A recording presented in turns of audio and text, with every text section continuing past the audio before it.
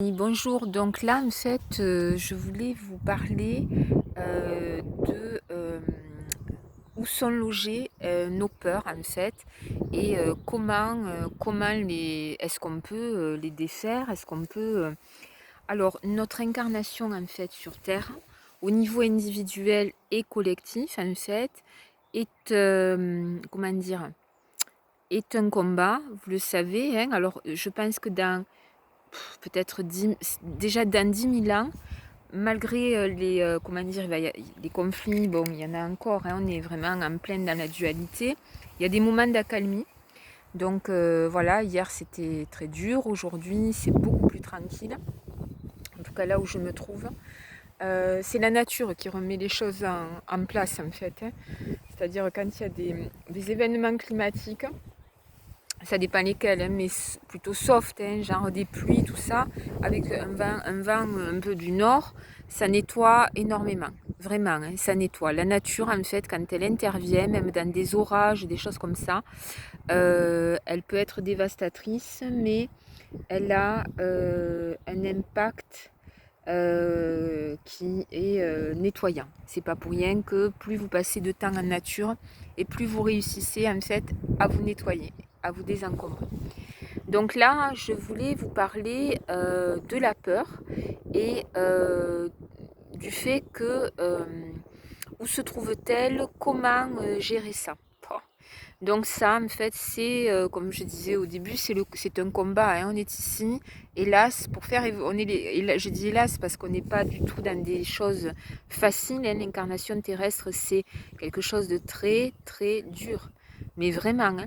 Qu'on soit, comment dire, obsédé par son ego, ou qu'on soit en quête de son âme, en fait, hein. Dans tous les cas, ou même qu'on n'ait aucune quête du tout, dans tous les cas, c'est très dur, très dur, parce que la vie nous remet automatiquement face à nous-mêmes, en fait, toujours.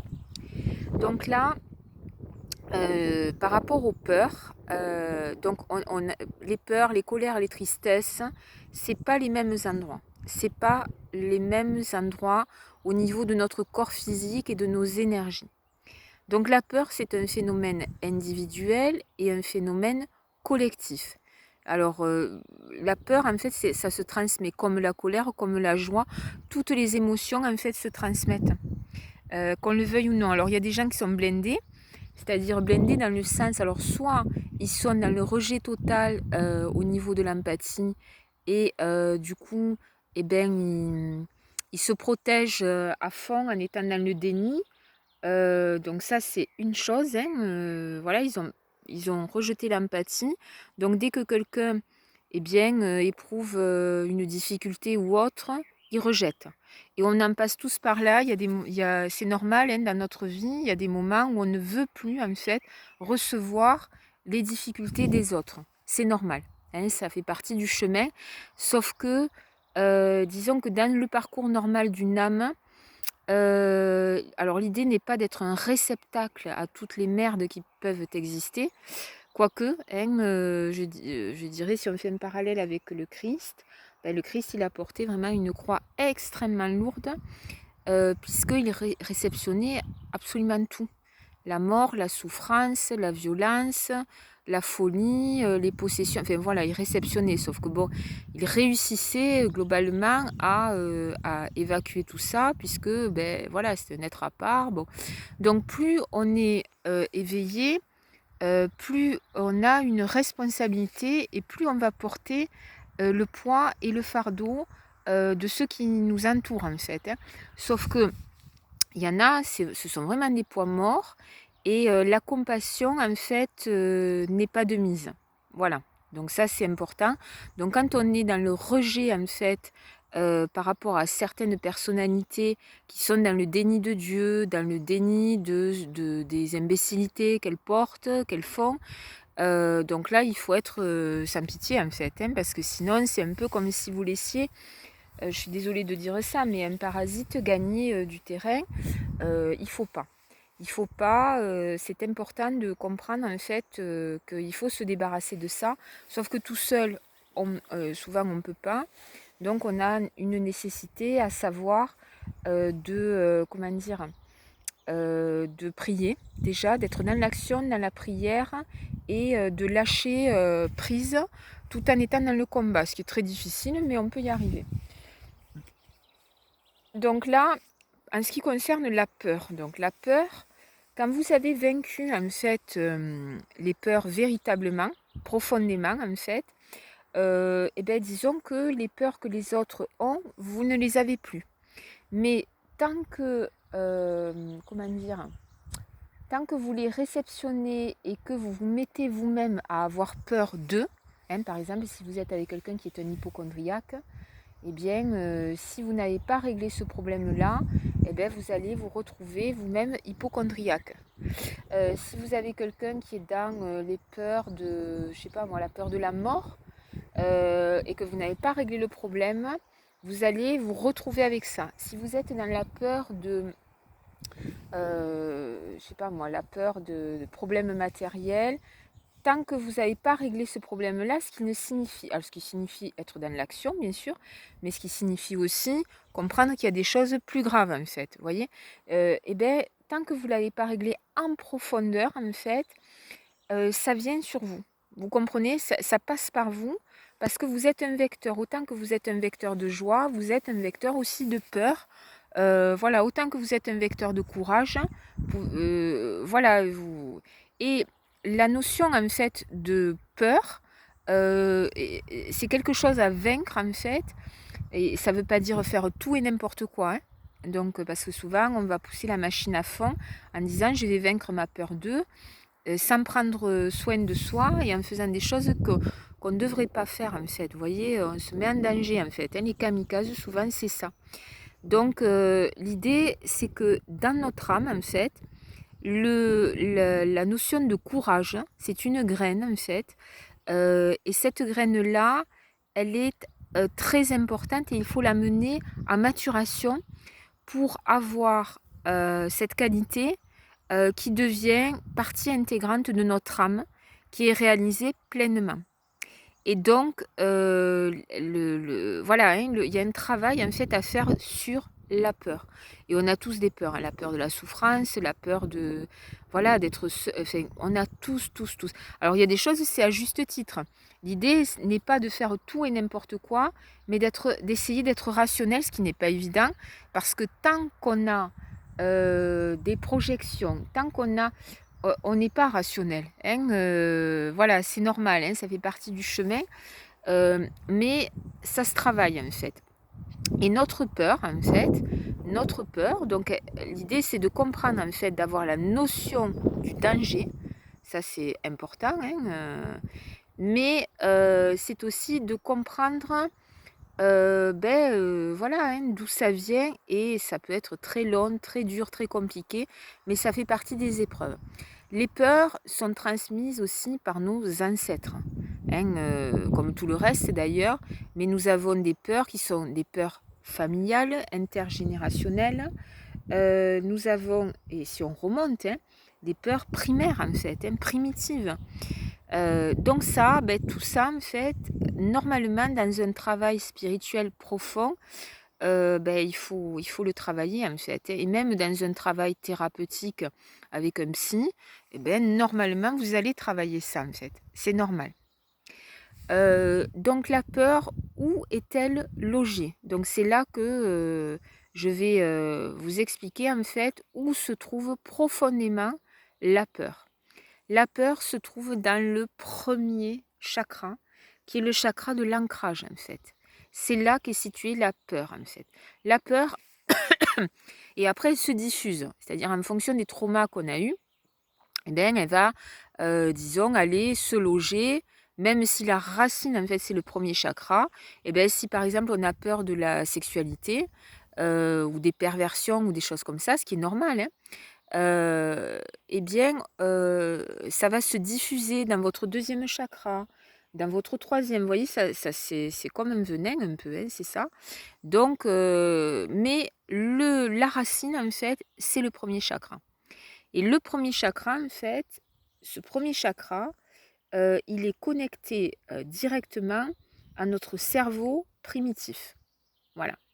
D'où disons, la difficulté, hein, parce que le cerveau primitif n'est pas un cerveau qui va réfléchir en fait. Il est dans l'action, la fuite, l'attaque, la soumission. Enfin, vous voyez, c'est vraiment instinctif en fait. Sauf que ça se travaille. Et oui, ça se travaille, ça se dénoue en fait. Le premier chakra, on peut le dénouer. L'idée n'est pas de faire tout et n'importe quoi. Pour pouvoir dénouer en fait le premier chakra, il faut déjà savoir où il se trouve. Le premier chakra se trouve au niveau entre le sexe et l'anus. C'est là qu'est le premier chakra. Ce premier chakra, en fait, comment dire, il va être relié totalement à nos jambes, à nos pieds et sous les pieds. Donc tout ce qui est de l'ordre comment dire, des nerfs sciatiques, vous voyez, tout ça, c'est le premier chakra. Et vous avez aussi donc une connexion avec les chakras qui se trouvent sous les pieds, au niveau de la voûte plantaire. Voilà. Ça continue au niveau des orteils. Hein. C'est pour ça d'ailleurs qu'on rétracte souvent les orteils quand on a peur, hein, et qu'on se tend et qu'on se retrouve avec des douleurs musculaires, des tensions. Les genoux, voilà, il y a d'autres raisons, hein, il y a d'autres raisons. Mais disons que c'est en lien avec ça. C'est-à-dire que les gens, quand vous êtes rétracté, vous sentez bien que vous freinez les quatre fers, en fait. On le dit, hein. Ben, vous freinez, pourquoi? Parce que vous avez peur, en fait. Alors, parfois, la peur, elle est légitime. C'est normal. Hein, c'est notre protection. Mais bien souvent, ben, ce sont des choses qu'il faut travailler et dépasser, en fait. Pour pouvoir, comment dire, relaxer cette partie-là sans faire n'importe quoi, eh bien, la méthode en fait la plus importante qui soit utilisée, c'est la respiration et la relaxation en fait, et le fait de faire des postures d'assouplissement. Hyper important au niveau des jambes. Parce que vraiment, la souplesse des jambes va nous permettre justement d'aller plus loin et plus longtemps. Vous comprenez? Pour pouvoir justement, dans un but bien précis, à savoir un lâcher-prise, mais qui soit un vrai lâcher-prise. Vous comprenez? L'idée, c'est de vraiment que le courage devienne quelque chose de très profond. Et pour que ce soit très profond, il n'est pas question de faire des sauts à l'élastique, même si peut-être ça peut faire partie, mais bon, le corps en fait, voilà, va charger quoi. Hein. Donc ça, il faut s'en rendre compte, ce qui n'est pas évident, parce que souvent, en fait, qu'est-ce qu'on fait? On fuit. Et une des fuites majeures, ben, c'est la fuite dans le sport, par exemple. La fuite dans les mouvements intempestifs de gauche et de droite. Je vais participer à tel marathon, je vais faire ceci. Et tout le temps, le mouvement, en fait, jusqu'à épuisement. Sauf que le problème reste. Et comme le problème reste, l'attention reste. Et du coup, eh ben, on est comme une machine qui n'en finit pas de ne pas en finir, de rouler, d'anxiété, etc. Donc ça, c'est à comprendre en fait. Comprenez bien que au niveau de vos jambes, de vos cuisses, de vos mollets, de vos pieds, de votre voûte plantaire, de vos orteils, vous avez des mécanismes très profonds en fait qui sont en lien avec le cerveau primitif. Et c'est là qu'est la racine en fait. Bon.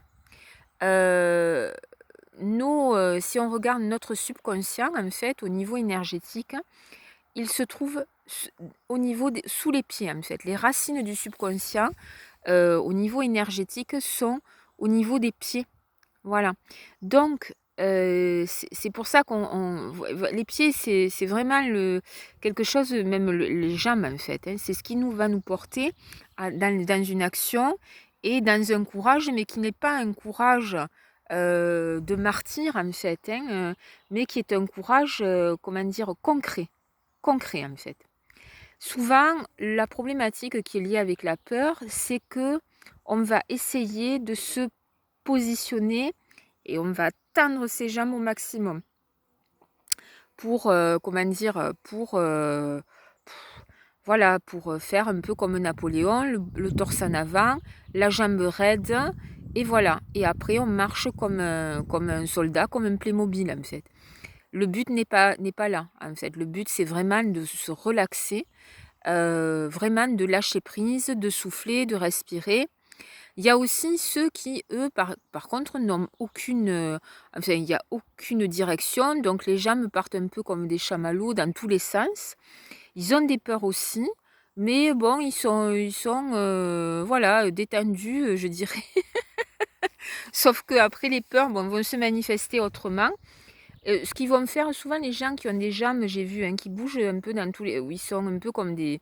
Vous savez, comme des... Je sais pas comment dire, comme des pantins un peu, hein, au niveau des jambes. Ces gens-là sont en général des harceleurs. C'est terrible, mais c'est vrai. Mais les autres aussi, hein, quand on est tendu comme un comme un Playmobil, c'est pareil, ça va créer du harcèlement aussi. On a tendance à harceler en fait quand on a peur, hein. On se met sur le dos des autres ou alors on essaye, et si on a les autres sur le dos, on se tend au maximum. Enfin bon, bref. Donc tout ça, c'est des mécanismes à comprendre en fait. L'idée, c'est vraiment de réussir à relaxer en fait ce chakra et les jambes, les pieds. Donc des étirements et ne pas trop forcer sur la machine. On le fait tous, hein, jusqu'à usure totale parce qu'on a peur de ne pas pouvoir payer, on a peur de ceci, on a peur de cela. On ressent aussi des choses pas terribles, hein, souvent. Donc voilà, l'idée c'est de travailler et de savoir se reposer, ce qui peut être extrêmement dur.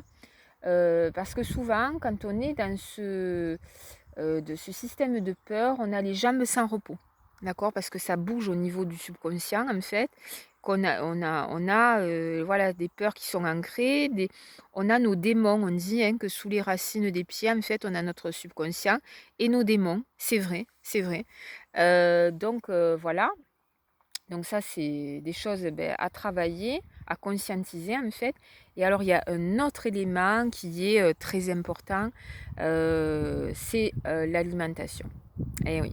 Donc, quand on veut vraiment nettoyer, je dirais, le subconscient, l'alimentation va jouer un rôle fondamental. Et l'idée n'est pas de s'affamer, hein. Même si je parle dans certaines vidéos du prana, qui est une réalité, je pense maintenant, hein, clairement, qu'avant de se mettre au prana, on le fait conjointement, mais en douceur, il faut comprendre d'où viennent nos peurs.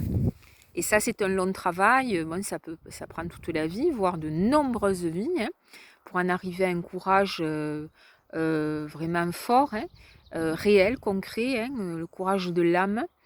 Donc là, l'alimentation va jouer un rôle fondamental, puisque disons que pour pouvoir libérer le bas du corps, hein, et ce chakra, eh bien, plus l'alimentation va être consciente et minimaliste, mais équilibrée, et plus on va pouvoir relaxer en fait notre corps.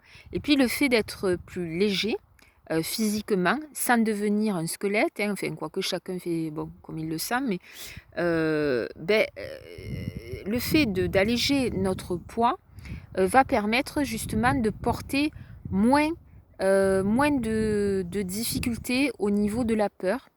Voilà, et puis d'amener le véhicule plus loin, hein, et en particulier par rapport à ce chakra-là qui est en lien avec les jambes, les pieds, hein, on porte le bassin aussi, hein, le bassin.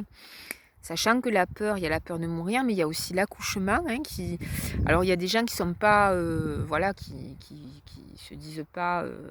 mon Dieu, qui appréhendent pas, puis après, bon, face à la réalité du terrain, eh ben, mais bon, il faut y aller, ils y vont, quoi.